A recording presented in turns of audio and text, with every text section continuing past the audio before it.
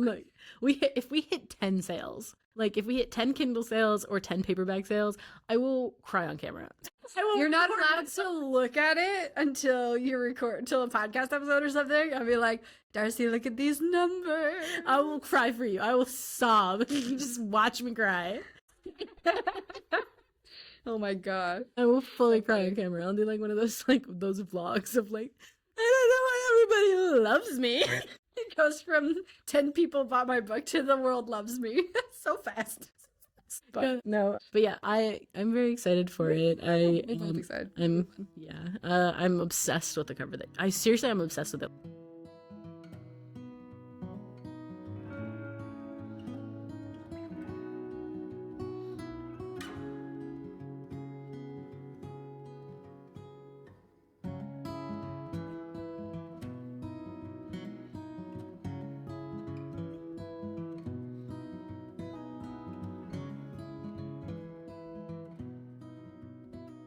Guys, welcome back to the Untitled Workin' Podcast. I'm Lauren. And I'm Darcy. And we are here and we're going to talk about editing today because we are in the thick of it with the novella. Yes, we are. But before we dive into that, Darcy, tell me what you're working on right now. What is your current whip? Or where in your whip are you?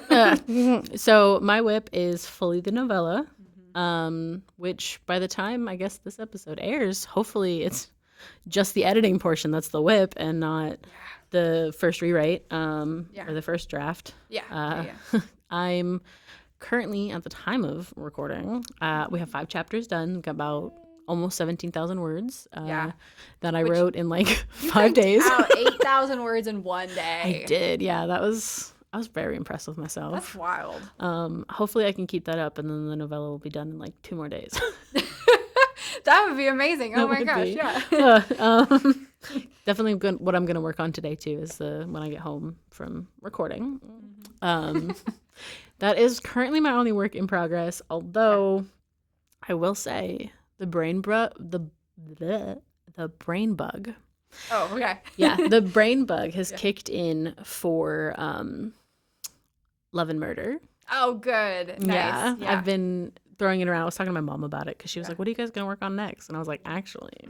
After these 5 stories for Unholy Vows that started off as one story and then a movie and then a book and now a novella and then maybe another novella. So many. Gosh. And then maybe a book, another book, and another movie. Anyways. We'll see what the audience likes. Yeah. But I kind of like was explaining her the story and I was like, man, this is such a good story. Right? I've been telling you this for years. I know. You have. So, literally, I have pitched it to people as just like kind of the log line or the vibe of it kind of a thing. Just being like, I know this writer and she's got this great story. Let me tell you about it real quick and you tell me what you think. And they're always like, that sounds like a ton of fun. Like no one's ever just like, oh, that sounds nice. Good job, Laura. Like, good job, people who do with stuff. Like, it's not like... Not that I like patronize, but it's not just like support for support's sake with like no interest. It's like people are like, oh, that actually sounds really fun. Oh, I have good ideas. Yes, been telling you this. Anyways, well, what are you working on? Full editing mode for the novella. I'm diving into that, which is kind of why this is the focal point of today's episode, is because I get to kind of talk about the process of editing from my standpoint, and you get to talk about it from your standpoint because we kind of have 2 different responsibilities and duties. Yes. I think is probably the best way to put that within this, especially as co-writing, because it's like co-writing, but then my gifting is more in like overarching world building and character development and editing, and then yours is more of in like the nitty gritty and stuff. And we both are working on dialogue. Yeah. But yeah, so full swing on editing and then social media, which you're actually helping with. So that's part of your stuff that you're doing. I am. This podcast. Which has been honestly so much fun. Like, I look forward to this so much. And then there are times also when I'm editing and the technical side is like, I'm struggle busting on the technical side. And I'm just like, I just want to go write. Why can't I write? I'm like, I got to get the podcast out. Like, it's been nice to have that community support, but also, like, community peer pressure to be like, yes, where's the episode? The episode's coming out on Thursday, right, guys? Like, and having guests on, oh, my gosh, because you don't want to, like, let them down. Yeah. You're like, they're counting on this coming out, and you want it to be, like, they're waiting for it. Professional and exciting. You want to share what they're doing, and it's just like, It's good. It's the kind of pressure that I want. Yeah, right? I totally get what you mean. Yeah. Because that's what's been really helping me write. I mean, too, because I'm glad you say that because I'm like, oh gosh. no, Like, Darcy. Darcy, where is it? I'm sorry, It's in my brain. it's right here.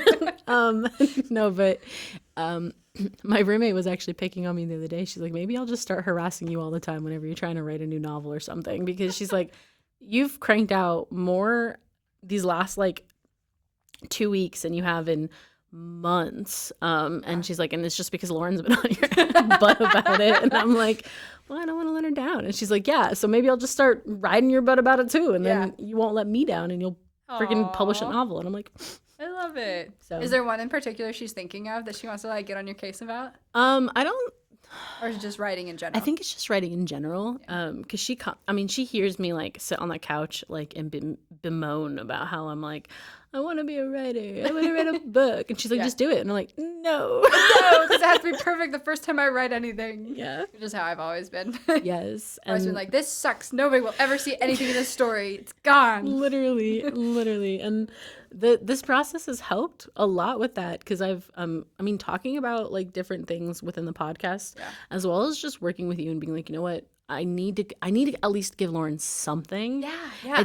It's helped me be like, okay, it's gonna be bad. Yeah. Lauren's gonna read this and be like, should I have hired Darcy? And I'm just gonna be like, please like it. Please. No, we're partners in this. Yeah. It's all good. No, and that's one thing that we'll dive into in a second. But yeah, I just appreciate like having the accountability to be like, oh crap, I gotta get this done. Darcy needs this. I'm excited for when I get to start editing the script too, like after you've like knocked that out, because I think it'll be really curious to see like our different editing styles. Yeah, for sure. Oh, absolutely. So, I do want to let you know. Oh no, guys. When it comes to grammar and spelling, I'm not your girl. Oh, that's fine. That's what word checks for. Her spell check.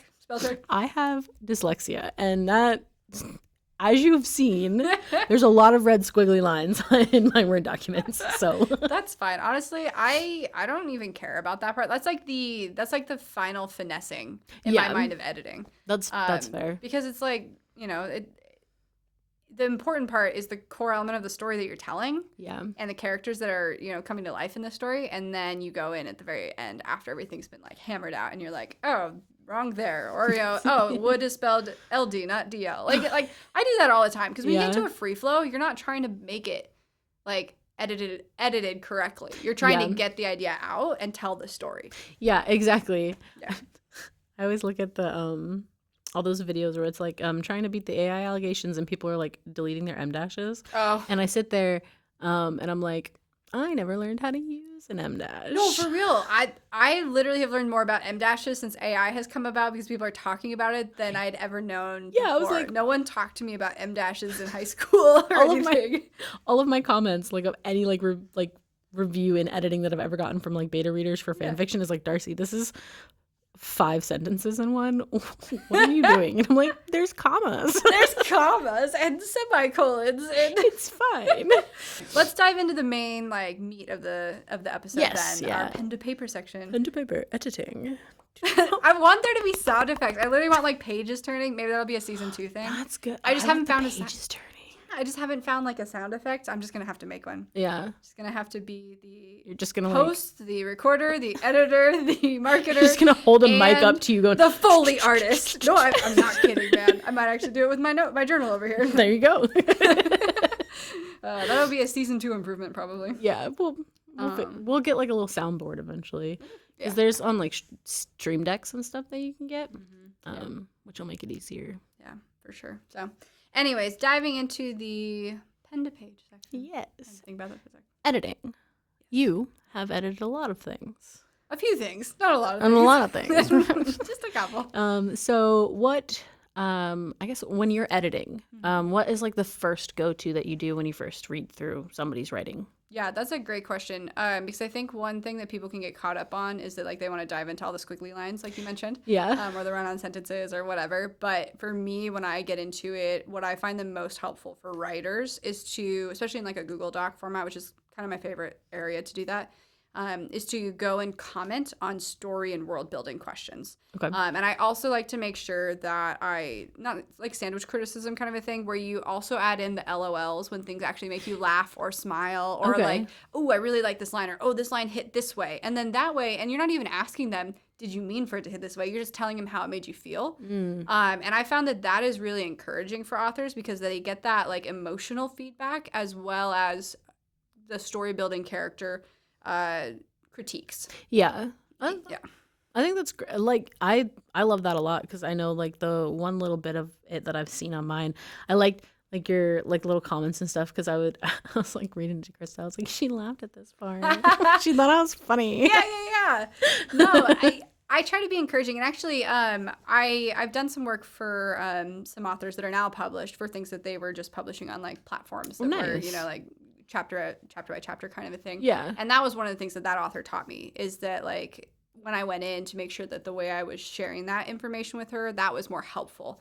Gotcha. Which honestly has framed the way I've done that for people ever since. And so it's been really cool to be able to go in and just ask questions and be curious. Okay. And so I think that's like step one as an editor, is be curious and let them know what is hitting and what's not hitting. Okay. And asking the questions that you are either, even if you know the answer to it, that you're not 100% sure about, or that you just want them to dive deeper into and be like, hey, if this character was in this type of weather, they would feel colder, right? Or being, or even like, that's kind of a leading question, but saying like, how does this character handle cold that would normally freeze someone else?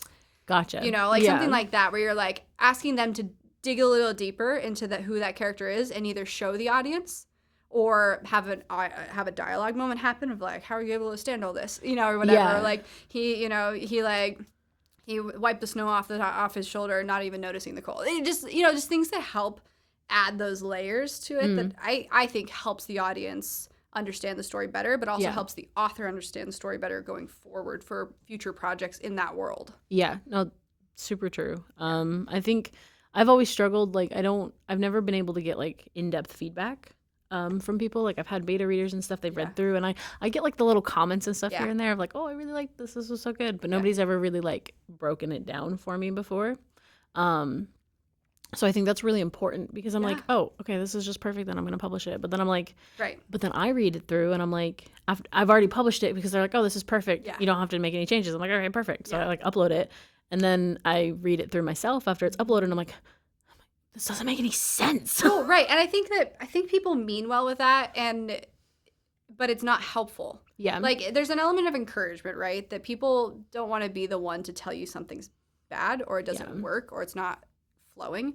But in their attempt to just be kind or nice, they're not actually giving you the information you need to make it better. Yeah, I definitely agree. So when you edit, right, do you do like one full read through and then go back and start editing it? Or is it like, as you read through that first time, that's when you're asking those questions and putting that in? Or do you, like, what's the full process of it? Because I know you said you do like the comments and you leave those things and everything, but for editing itself, for anybody that needs to like edit their own work or has a co-writer that they're editing with, what would you say the best process to go about it is that makes it easy to follow and doesn't feel overwhelming for you? Yeah, no, for sure. I would say that this is a process. I don't know if this is the best way to do it, but this is the way that I found works best for the authors that I've worked with. Okay. And it's basically going through, and I will comment as I read, but I'll go chapter by chapter.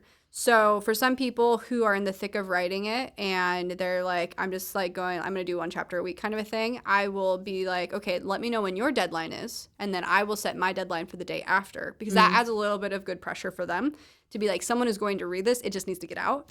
Yeah. Kind of a thing. And then what I'll do is I'll read through it and I'll do the comments. And then usually like 2 or 3 chapters later, as I'm still going chapter by chapter, they'll reroute and go back. And then they'll look at the comments that I made. And then they'll tweak things in the chapter based on that. And then going forward, tweak things again based on it. Because sometimes it's like big stuff where it's like, why can they float now? We've had nothing established for this. And you're like, oh, let me clarify that and add some stuff, and then add some stuff in the other chapters too. And so that seems to work really well because then they can start doing those edits, or they'll make comments on me like, actually, this is the thought. It's going to be revealed later, blah, blah, blah, kind of a thing. And so they're able to comment on those comments that I make and share some stuff, or like, oh, I really appreciate that you like this, or this made you smile, or oh, actually, I was trying to go for like a sad moment, not a like funny moment. So let me go back and tweak this a little bit. Gotcha. Or they'll ask questions and be like, what do you think for this? But I try to make sure that like when I'm editing, especially, for us, it's going to be a little different, but when I'm editing someone else's work, that I'm just editing and I'm not writing for them. And we've talked about this in the past for other people that give you feedback. Yeah. Being like, well, I would do it this way. And it's like, I don't want to be the one telling you how your story needs to be, because I think that actually doesn't help as a writer to not have to think deeper on it. Like if you're being like, this girl seems to have a great relationship with her dad, but he's really abusive, or like this girl is really attracted to this massive red flag man. Are we like encouraging, like this is encouraging that? Like I had a conversation with my brother the other day about the story for Unholy Vows. Yeah. And he was like, oh, well, with all the changes you made in the torch and your understanding of the story you're telling, how does that change the ending? And I was like, oh, I haven't even thought about that yet. So we just I verbally processed with him for a minute. So he goes, wait, so if you go down that route, if you continue down that thought process, you're basically encouraging people, telling people that if you're married to a monster, you should stay with that monster and you yourself will eventually become a monster. And I'm like, oh my gosh, that is not what I'm trying to say at all. Oh, no. I'm glad we're verbally processing this, because that is not accurate. Yeah. And so we were able to talk through and wrestle through what actually is the message that we're trying to convey, or the story that we're trying to convey in the ending portion. Yeah. And how that changes the ending. And so it was really good, because I was just like, I need to think this through a little more.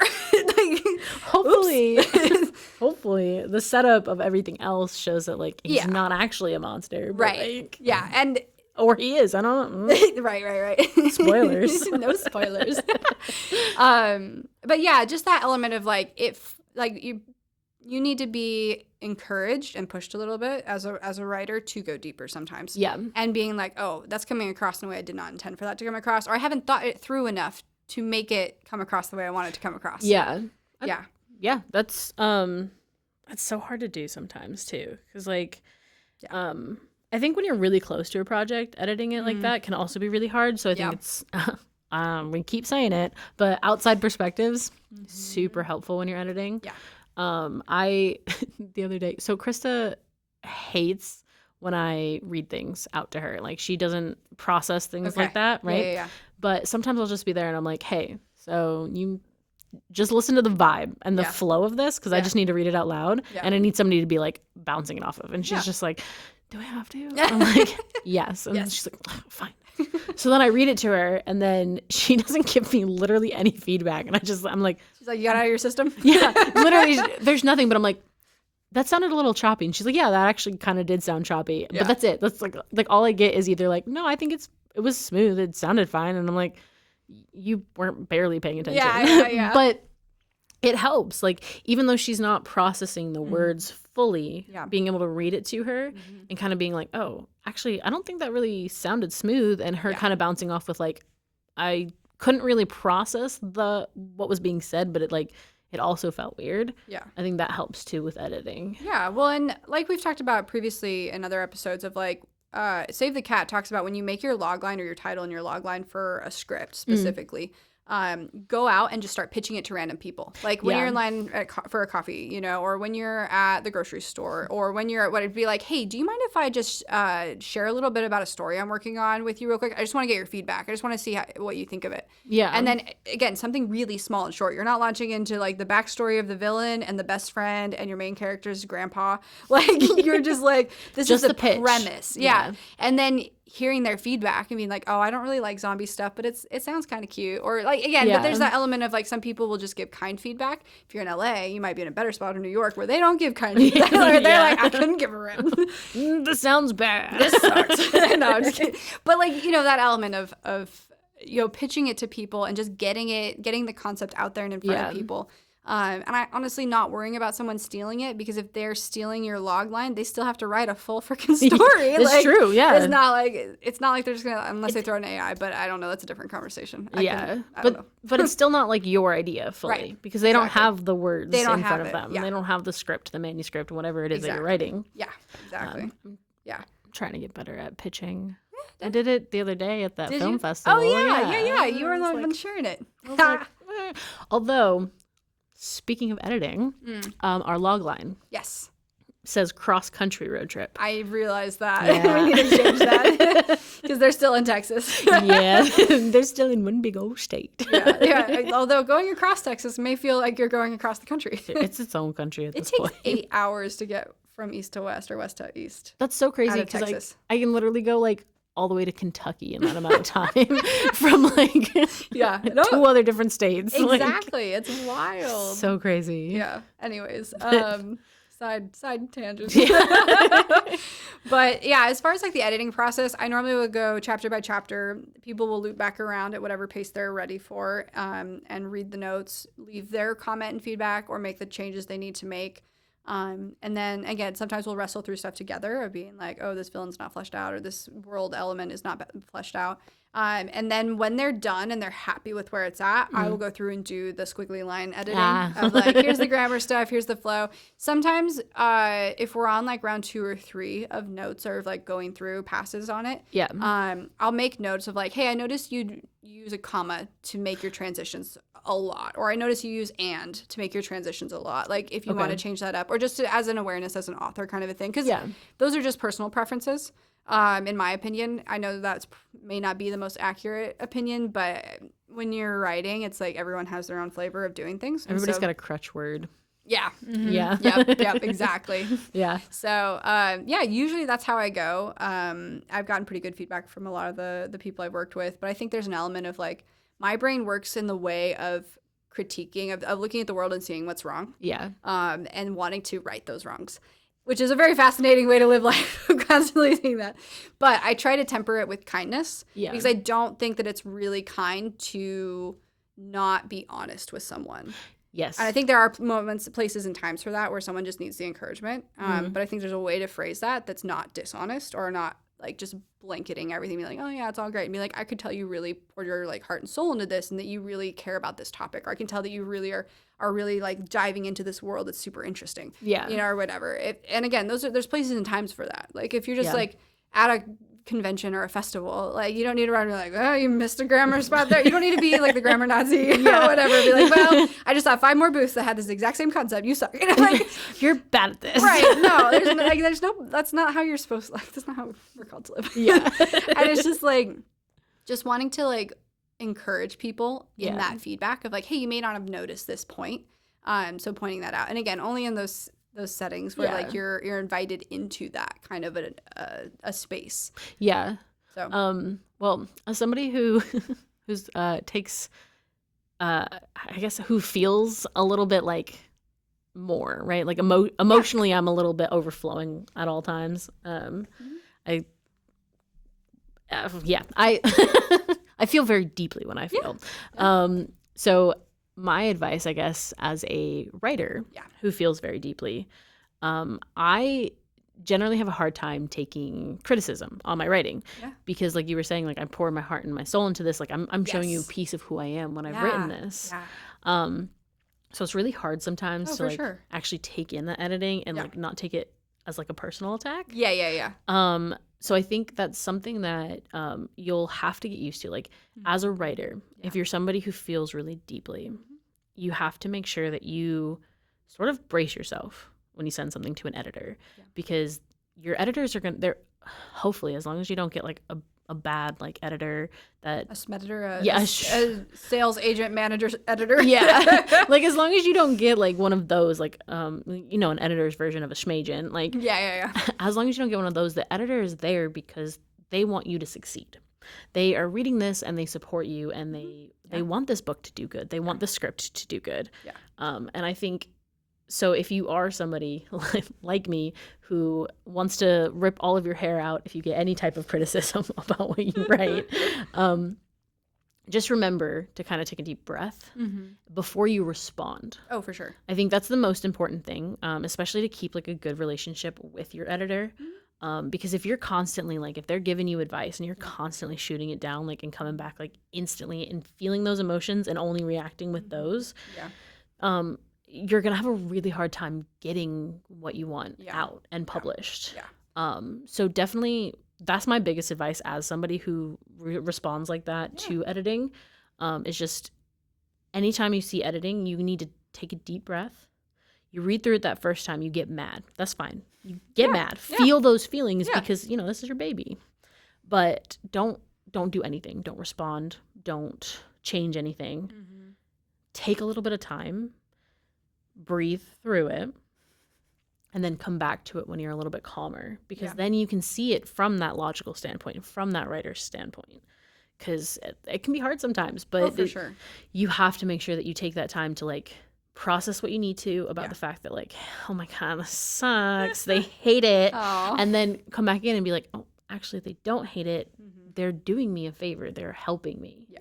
And so now I need to sit there and I need to take this in and I need to tell them, like, oh, actually, this is like this for this reason. Or, hey, no, this won't change. This is important to the factor of the story. Or, oh my gosh, thank you so much. Like, I didn't even catch that. Like, that's such a great way to add foreshadowing. Like, anything like that. Just,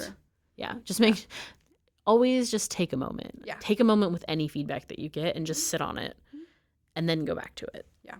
Yeah, and I think there's an element, too, of, like, people who are, like, actually your friends or actually in your court are not going to tell you what you want to hear all the time. Yeah. And I think that's really important to remember and to surround yourself with people that are in that realm. Because if you just get yes men around you, which I know everyone knows that, it's like, and sometimes, like, that can be beta readers. And, that's great that you're getting it out there and they're getting to, like, read this and stuff. And sometimes they're just going to give you really kind feedback. Yeah. But it's, like, finding people who care enough about you to point out areas you need to grow in. Yeah. Is like, that to me is someone who actually cares about you. 100%. And so, and then also picking specific hills to die on, I would say is the other thing as a writer.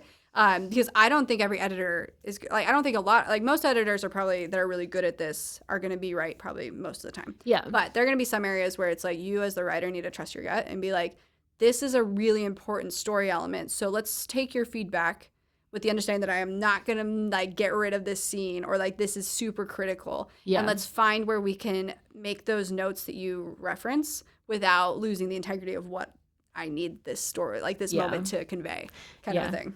No, I think that's super important because, editors, like, if you have, like, an actual, like, set editor, most of the stuff that they say, I mean, they've been doing this as their job. Mm-hmm. So, and then with, like, your friends and stuff like that, if you're an indie author and you can't have an editor, right, having those people that are going to tell you like it is so important. Yeah. And then I was going to say something and my thought went ran away. It ran away mid-sentence. No, but I think that's really important to do. Yeah. And then I think a lot too with, like, being an indie author, you aren't going to have the luxury of hiring somebody. It's expensive. Yeah, so it's expensive to do. So you have to be able to trust the people that you're sharing this piece of yourself with. Yeah. Or you get to a level where you can afford that. Or, like, Bree Wild on her episode talked about, like, as an indie author, you're a project manager, but you don't have to do all of the tasks. Yeah. So finding the areas where you would really benefit or where you would find value. And then, again, you have to be an entrepreneur. You have to be like, this is going to cost me X and I need someone else to do it. Yeah. Or I need to go find other people who may not have the experience level or the skill, that, like, element of skill that this person would have, but they would do it for cheaper or for free. Yeah. I mean, you always have to be, like, I would always look for people who have experience and testimonials or, like, reach out to people who have worked with that person. Very smart. Kind of like Hannah talked about for the agent portion and be like, if you're going to hire someone to do something, no matter what it is, but especially editing, be like, how did things go with this editor? What do you think of this editor? Kind of a thing. What do the book reviews look like? Because people will talk about, like, the editing and stuff in book reviews. Yeah. That's a really good way to do that because that you could just do on the DL. Yeah, because I think I brought this up in a past episode, but you have those people who had, like, literal AI prompts still in their books, which means that their editors missed that. So if they had an editor. Yeah, if they had an editor. Yeah. But I think the one that I've seen stuff about is she's a trad publisher, not an indie publisher. So I think you don't want to work with that editor. Nope. They didn't catch a major thing that, like, completely discredited this author. We're not talking about M-dashes. We're talking about full-on prompt. Full-on prompt was just in the writing itself. Like, it was wild. There, and then there was an enter, and then there was the response. Like, it was copied and pasted. That's also so lazy. So lazy. And stealing. I mean, that's fully, like, stealing other people's art. But anyways, I digress. AI is going to be a whole nother topic that I don't know if either of us are fully informed enough about to dive into the nitty gritty, because that is like, there's so many nuances to it. But anyways, I've done a lot of Wikipedia deep dives on Wikipedia, and not just Wikipedia, like just in general deep dives, but like I've used so many. AI deep dive to. No. I hate AI. I will literally scroll like 3 pages on Google just to get like to a non-AI prompt. I literally on Facebook the other day, which shows my age, wrote, I'm so sick of AI images and videos and reels. Can we please just stop? Like it just pops up on your feeds. Yes. And I'm like, I have to like now, if I want to be informed, have to like cognitively deep think about whether or not, and look for the things that are going to tell me if this video is real or fake. And like half the time you know that even if it's real, it's staged.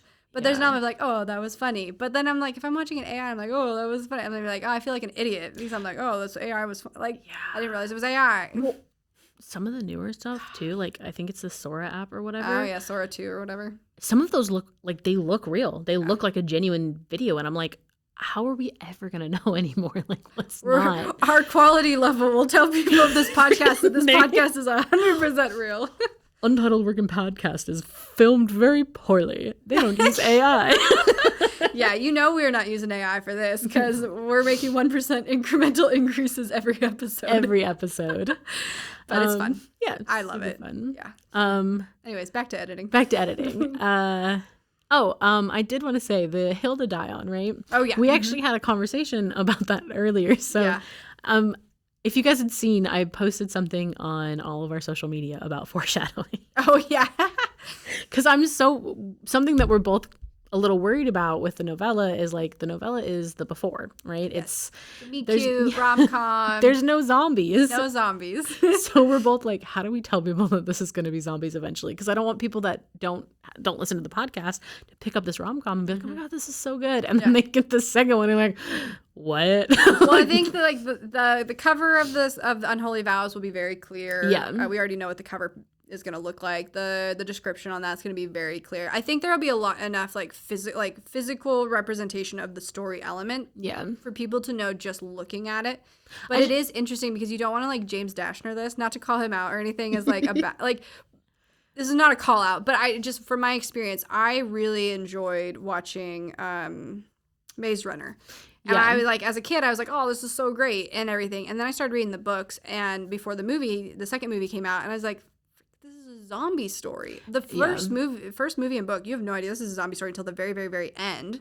And even then, it's just like this quick little blip. Yeah. But then the rest of it is like zombie, and I hate zombies. As I was so bummed as a reader to not have that. Like, there's nothing on Scorched Trials, the cover of what I saw, that made me think this is going to be zombies. And so I'm diving into it. I'm like, I like these characters, but I'm really not into the rest of this story. So it's like, oh, do I keep going? Yeah. Which that's my fear with the novella. I don't want people to be like disappointed and be like, I don't do zombies, I do romance, and then all of a sudden there's zombies. So the hill that I told Lauren that I'm dying on is that scene in that video that I wrote that I showed you guys on our social media, where it's just like, do you think if Gregory's turned into a zombie, he'd still flirt with you?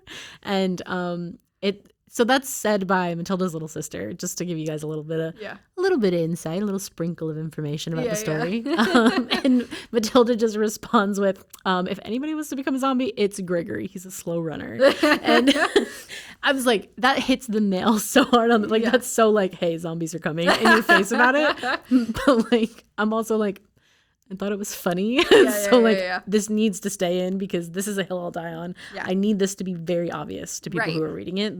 That's what's coming. Yeah. And I love that that's a really great example of having a conversation with your editor about a foreshadowing element or a future thing that you're like, hey, this is going to come into play later, even if it's not this story, because this story is literally just their meet cute. It's not even their meet cute. It's more just like what finally prompted the connection. Oh, yeah, you're right. Yeah. Their romance origin, I guess. Whatever. Kind of, yeah. Well, yeah. Not their first Matilda's origin. Yes. Matilda's connection to this boy means love. Yeah. This boy means love. LOL. That's going to be our tagline. This boy means love. But yeah, I mean, that's the element too of being like, hey, this is what needs to be here. work with me on how to make it Yeah. what you think it needs to be, or what questions or concerns you have about the way it currently is.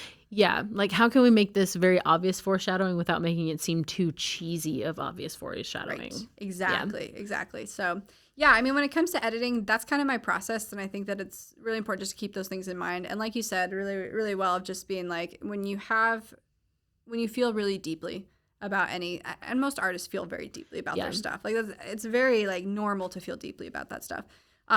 Just, write the email with no name in the to section and get it out, or like sit there and like write a little draft of whatever your thoughts are on it, or just sit in the feelings and let them come and then pass. Yeah. And then come back at it with like that clear mind of being like, okay, they're for me, not against me. Yeah. Let's make this happen, because what they're pointing out is something that is worth diving into. Yeah, because 100% those feelings are always going to be valid, that you feel like that. And you need to make sure you feel them, because if you don't, then you're going to start building up a resentment towards your editor. Mm-hmm. So you need to make sure that you sit there and you feel what you feel when you get this feedback. Mm-hmm. And then, like Lauren said, just let it go. Yeah. Go in with a clear head and be like, okay, so it's not a personal attack. Yeah. They don't hate my guts. They still like me. They still want to talk to me. And it's so hard to do that. When I tell you, we've been having a thing about a name in our story right now. And we've been going back and forth trying to figure it out, because we want to honor certain things, but also like make certain things like true to like the world itself. Mm-hmm. And we keep going back and forth. And I know I was getting like a little hyped up about it. and like and then Lauren got sucked away into doing something for the rest of the day, and I sat there the whole day, and I was sorry, I should have responded. She hates me. I should have responded. No, you do other things, like you don't have to respond all the time. That's just a me thing. And then like literally the next day I was like, oh, she texted me back. It's fine. She doesn't hate me. Which is so funny, because which is funny on top of it, because it's like some of the stuff Darcy sent me, I was like, I really don't like any of these, but I can't say it like that. I have to like it's texting. Like I have to make sure to say this the right way. Which is so funny. And the terrible thing about it is I also didn't like them. But I was like, this is my hill. This right here, this sticky note list. This is it. Which is so funny, because I was like, none of these fit the character at all. But I was just like, take me seriously. Just so funny. It's just like, this is the working through it stuff. This is the co-writing element, and this is I appreciate that we can just have these conversations. And it's also helpful that we have to meet up like once a week or every other week to like talk, whether it's in person or over the like FaceTime or whatever, because this makes it so that we actually like can hash things out. We don't just sit with it. Yeah. And be like, hey, by the way, the other day. But and like the nice thing is too, is like as soon as we get together, it's just like, oh, I don't even know why I was mad. Like you're obviously like not being mean to me. Yeah. Like, Yeah. It's like I don't know why I was upset. I'm just a little emotional. No, but it's also just like, again, like it's a story that you're telling, and when you tell a story, or you're in the art field in general, or like it feels vulnerable to share stuff with people. And so there's an element of like, it feels more like you just feel more. It's like when we got some of the feedback on the torch, I was like, I don't know about this feedback, because I was like, did they like any elements of it? And just being like I don't mind feedback. I personally would prefer if someone had a problem with me to come tell me about it. 100%. And I will bring up stuff if I feel like there's tension in the room, which is not a very Southern thing to do, which I'm not from the South. But it's like, I would rather just deal with it than try to sweep it under the rug and skirt around it, because I'm not good at that anyways. And I will also forget and be like, I don't know why they're mad at me. Like, I did something the other day, but I don't remember it. And so it's like, there's an element to it just being like, I just want to know what you enjoy. Yeah. But also being like, if you hate it terribly, like, just, I guess, tell me, but so I can fix it.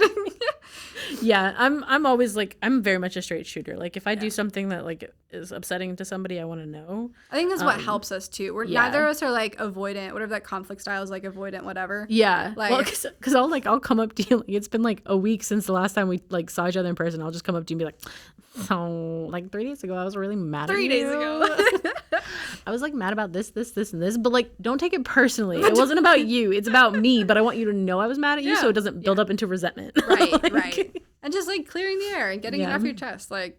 It's really important to do when you're co-writing with somebody. Yes. Yeah. Fully. Yeah. I think also just in life, there's an element of like when you hold anger, frustration, bitterness, those negative emotions in, it starts to warp the way you see and interact with someone, so that everything they do and say becomes like, and it slowly builds. Yes. And so it becomes this thing where it's like, as a human being, it is actually kinder to go up to someone and say, hey, you stubbed my toe the other day and that hurt. Yeah. Than to come in and be like, I have this gunshot wound from you from all the stabs of like the last year of your life interacting with me. And I didn't say anything because I expected you to see me just bleeding out in front of you. And you're supposed to see it. What? They're just like, what? What's happening? What's happening here?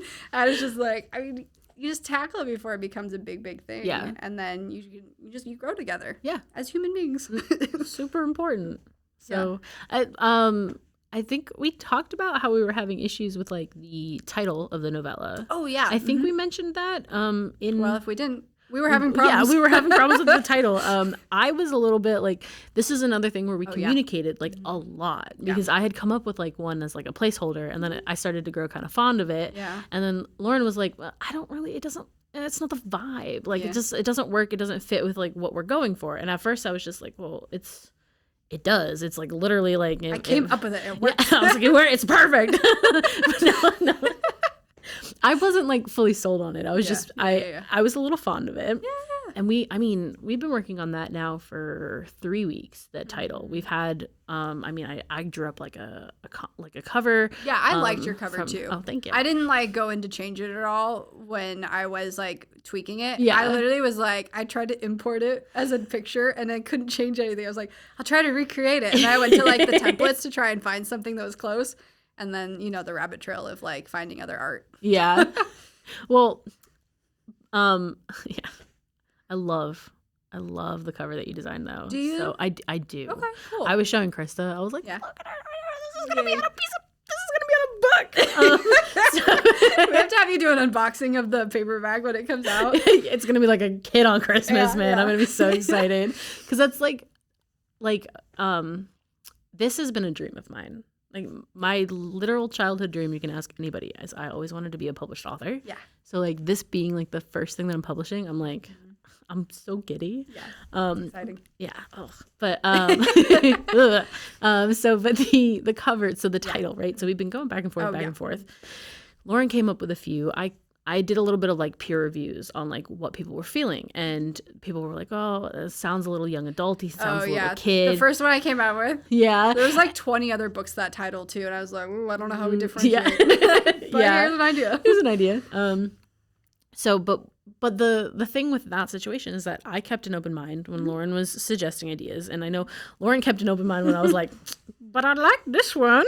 Yeah. Okay, just as a slight aside. Yeah. When I gave you that idea, I also was fond of it. And when you were like, no, I was like, oh, dang. And then I moved on. Like, it was just like, it was one of those things where you're just like, oh, I like this one, but it's not working for both of us. Yeah. And we're co-writing this. If I wanted to make my own story and pick the title and be the one that chooses everything, I would do that. But also, a good writer will, like, if you send stuff out for people's feedback, a good writer will change things based on the feedback. Because at that point, as an indie author and being the one who's publishing, you are an entrepreneur who is responsible for finding out what your customer wants. Yes. And making those notes. I mean, I've talked, like, there have been several entrepreneurs who write, like, not self-help books, but like business books or like my life coming up kind of books. And one of the guys was talking about how they had 4 covers. And the one that he loved, he was like, this is going to be it. They did a test with the audience, and they all wanted a totally different one that he didn't like at all.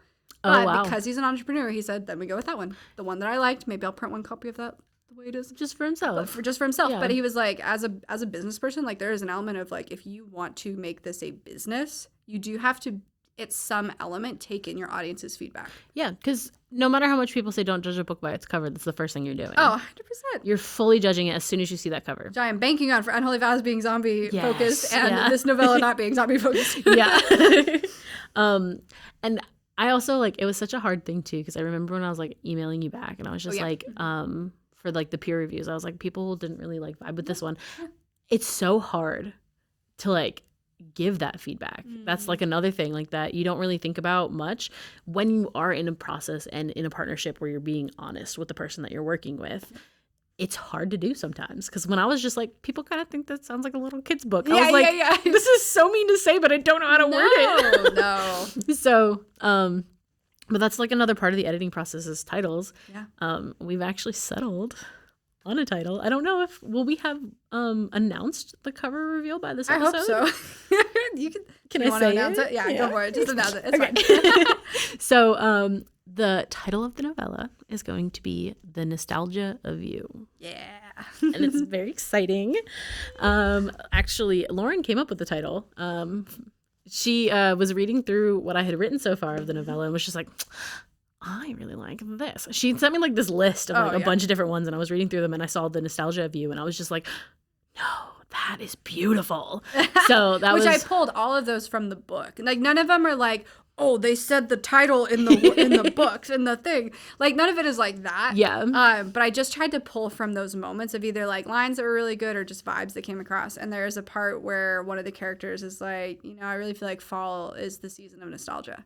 Yeah. And I was like, oh, dang. That's cute. Which Darcy wrote. I did. Yeah, I thought that was I'm obsessed with it. Yeah. Lauren designed the cover. I have. Don't judge it, please. I have like no, I'm just kidding. Go for it. It's fine. It's beautiful. I will also note that I am not a graphics designer. If I could have one superpower, that like when I see graphic designers do work, I'm like, you are so talented. You are a miracle worker. Pretty. Oh my gosh. Even if someone just slaps some stick figure drawings together, I'm like, genius. This is perfect. How did I not think of this? This is an artiste. So I say don't judge it, but go ahead and judge it. I won't take it personally because I know my giftings and that's not it. Look, she's trying to lower your expectations, but I think it's absolutely stunning. I think I had one note. No, I had two notes. I was like, my last name needs to be this. Yeah. Please update this. Stop trying to dox me. Okay. That's fair.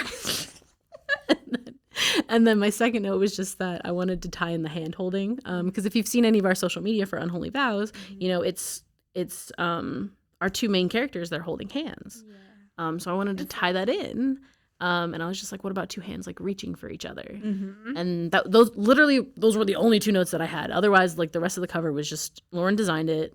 Lauren created it, and I was just like, that's freaking stunning. Oh my God. I would buy that book. Like, if I saw that on the shelf, I'd be like, hopefully other people feel the same way. I hope so. I'm so excited. Ugh.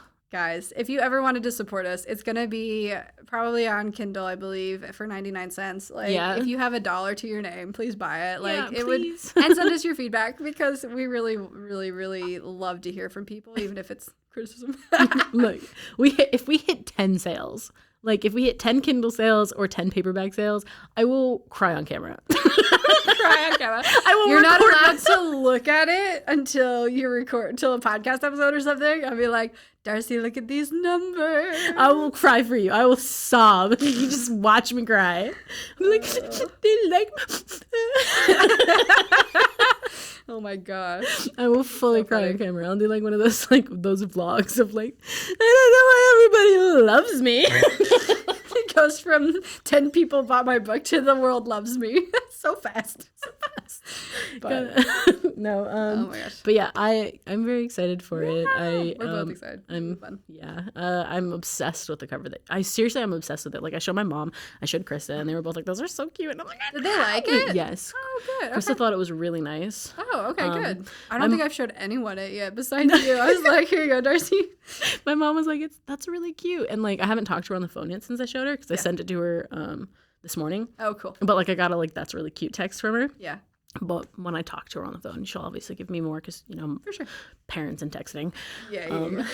But yeah, I love it. Lauren also designed this like pre-cover for another book that we're writing, it's possibly the other cover. novella. Yeah. An inspo cover. And I literally I opened it and I was like, that's so good. I'm glad you liked it. Honestly, your phone died. No! Oh, dang. Okay. No. It's time to pivot. Pivot. Hang on, guys. Hey, guys. Hey, guys. We were recording earlier, and I didn't bring a charger, so 1% increases, 1% decreases. Anywho, back to the other...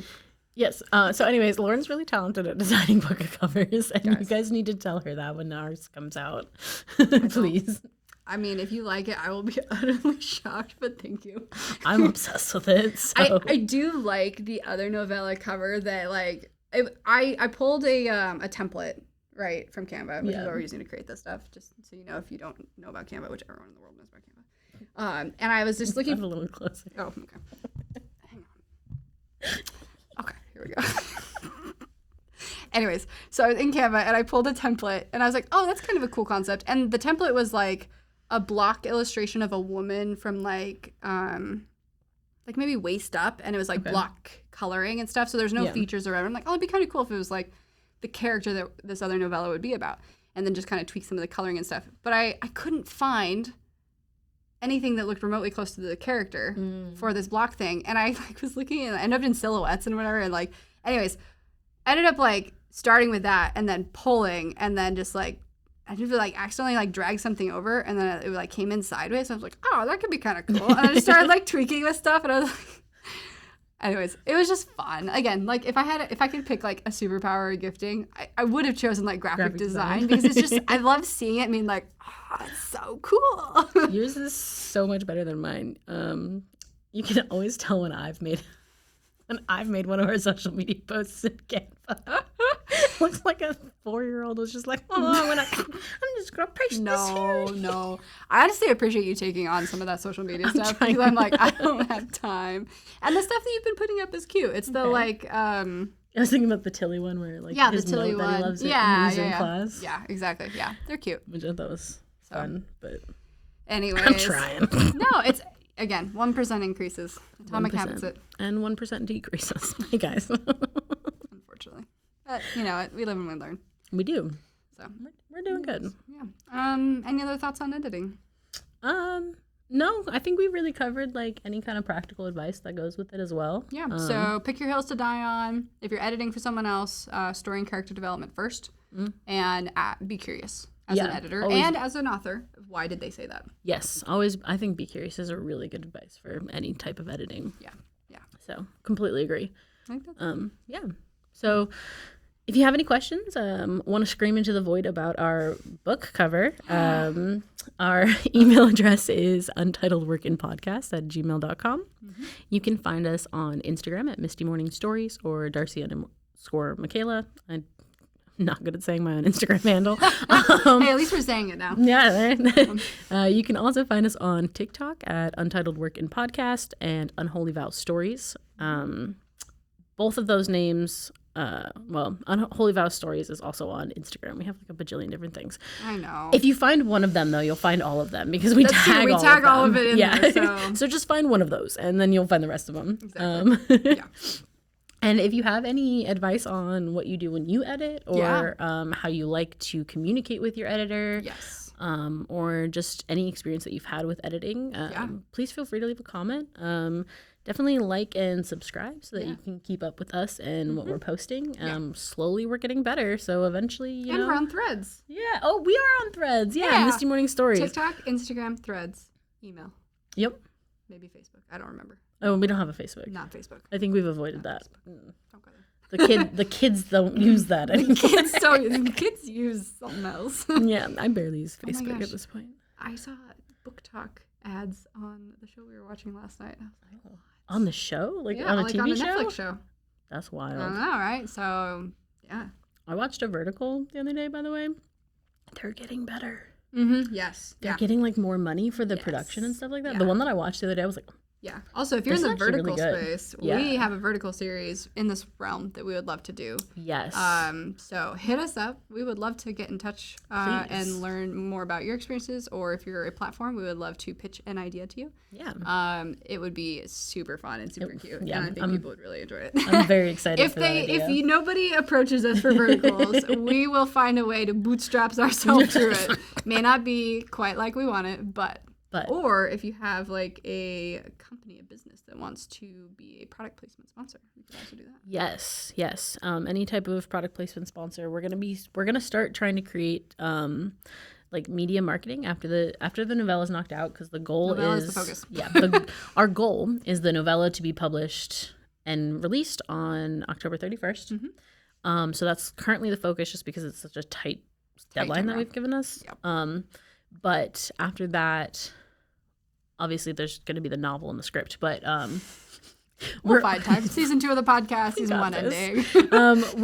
We are going to eventually start posting like sort of like storytelling content on the social media as well. Story focused, yeah. So if you have any like brands that you want us to like put into the content, if you guys want to possibly guest star in some of the content, because we'll need actors and stuff like that to be in it, definitely feel free to reach out.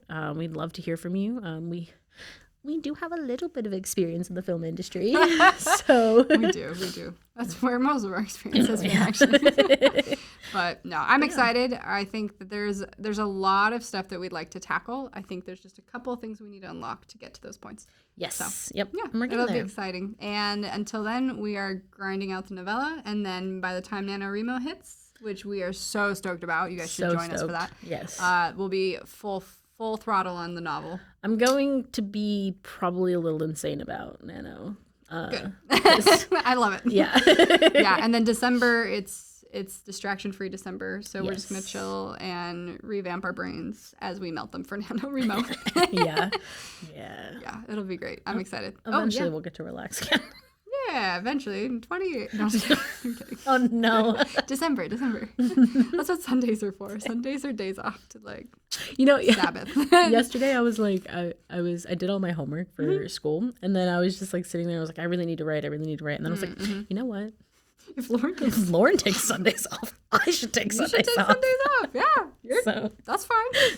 Sabbathing is very, very healthy. Yes, because I'll tell you right now, last week I just like sat in my car after I got off work. Oh no! And I started like crying, and I'm like, I have so much to do. No, for real, it's like there's a lot. It's overwhelming. Yeah. So like taking that like dedicated space. It doesn't have to be Sundays, but for us it's Sundays. It's just like it's why like if anybody saw my post about like my word counts throughout the week, why Wednesday was a 0, because I was just like I can't like I have to revamp my brain. My brain is fried. Yeah. And then I think the next day I wrote 8,000 words. So it goes from taking a normal break like a person should to an absolutely insane amount of writing. The break helped. It did. No, for real. Yeah. Like, taking that space is like there's so much science around that. Anyways. Yeah. Anywho. We're getting distracted. Anyways, you know where to find us. I'm so glad that you came and joined us on this episode and all of our ups and downs, the 1% increases and decreases, and all the fun that we get to have just hanging together and hanging with you. So we really enjoy having you guys in this progress with us, this process with us. So yes. Speaking of processes. I was going to say that. Just remember, everybody's a work in progress. It's a process. Have a good one. See you later. Bye.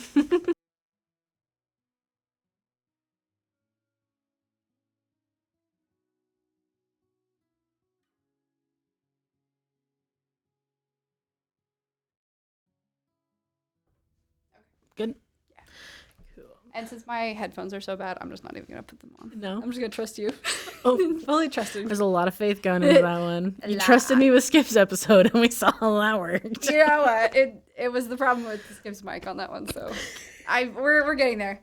We'll have to invite everybody back that was on season 1 to be like, thank you for roughing it with us. Yeah, definitely. And do like a fun little like holiday special for them, maybe next year or something like that. Yeah, a holiday special would be cool. Yeah, when we got a little bit more time to like make sure things are good. Merry Christmas! Yeah. Your present is a better recording. A better version. Oh no! Oh my gosh! Yeah, that would be nice because I appreciate everyone who's been willing to come on and. Oh yeah, me too. 1% incrementally better increases is the goal. We got captions now, thanks to. I know, right? It's like 1% thanks better. to Philip. He was just like, "Hey, you guys," and you guys we're like, do captions because that's a thing, you know. I thought they just added them. Oh no! So, oops. Sorry, guys. Yeah. No. Oh my gosh. We're working on it. It'll get there. We'll do something special to thank them. Yeah. Yeah. Is this too like covering my face, or is it good? No, it's just kind of covering like this one little side, but that's fine. Okay. Yeah. Cool. I can see your beautiful face. Thanks. Oh my gosh. I'm just gonna assume that I'm in this shot. shot. You can possibly if you Can I sit up? No, not the sitting up. You were sitting perfectly fine, but if you scoot that way. Now you're centered. There you go. Nice. Okay, perfect. And your microphone still sounds good. So. Okay, great. Yeah, it's like over here. So. Yeah. I'm glad it's picking up. It's picking up really nicely. Good audio. Yeah. Oh. And Good video. I missed you, audio. I know, right? We tried other ways. Just doesn't work. Yeah. Oh my gosh. We gotta get Oh, we gotta slate. Let me slate real quick. Okay. All right. Oh wait, one more time. Yeah. And more of a pause on that. A little bit of a space between it. Yeah. All right. Okay, so you get to do the. I was gonna say because I always do the guest episode. Yes. And mess it up. It's fine. It's fun. It's just fun. Do you want to say your name, and I'll say my name? You say your name, or Yeah. I'll say both. No, I can say. Okay. I like it when it's both of us. I do too. But I'm like, I'm not introducing you. Yeah. You know Darcy. You know your own name. No, I mean the audience knows you. I'm like, why am I saying and Darcy like you've never met her before, guys? And Darcy. Ayo. Hey. All right. Okay. Sweet. All right. I don't know when it died. I'm so sorry. Oh no. It was alive for like most of the talking, and Oh wait, this is too short. it was there for the cover reveal, but that's that's all I remember. I don't. Boy, hang on. I'm gonna be real close to you. Yeah. Last time We gotta did make this- sure we're in frame. Can you scoot to your right just a smidge? To my right. Yeah. Yeah. Are good? Yeah, we're gonna be real up close and personal this way. Okay. How does this sound? Ew. I don't think it's picking up too much of like both of us, so it sounds good in the Is that better? headphones. Yeah. Okay, cool. Sounds good. Okay. All right.